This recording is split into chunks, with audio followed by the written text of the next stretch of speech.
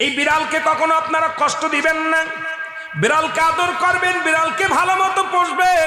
বিড়াল যদি কোনো জাতির জন্য দোয়া করে, কোনো গৃহস্থর জন্য দোয়া করে, ওই সংসারের মধ্যে উন্নতি শুরু হয়ে যায়। ওই সংসারের মধ্যে আর এক নাম্বার হলো, যে ঘরে বিড়াল থাকে সেই ঘরে জিন আসতে পারে না, জিন বাস করতে পারে না।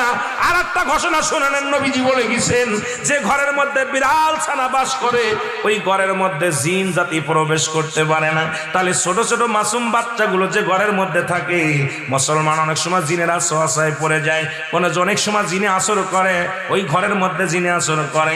যে ঘরের মধ্যে বিড়ালকে আদর করে বিড়াল থাকে, ওই ঘরের মধ্যে বিলাই বিড়াল বিড়াল বিলাই বিলাই, এইটা যার ঘরের মধ্যে আছে, এই ঘরের মধ্যে দুষ্ট জিনেরা আসতে পারে না। জোরে জোরে চিল্লায় বলা যাবে না মারহাবা। একবার নবী সুলাইমান আলাইহিস সালাম শুনতে পাইলেন, পাশের বাড়িতে একটা কুকুরকে কষ্ট দিয়ে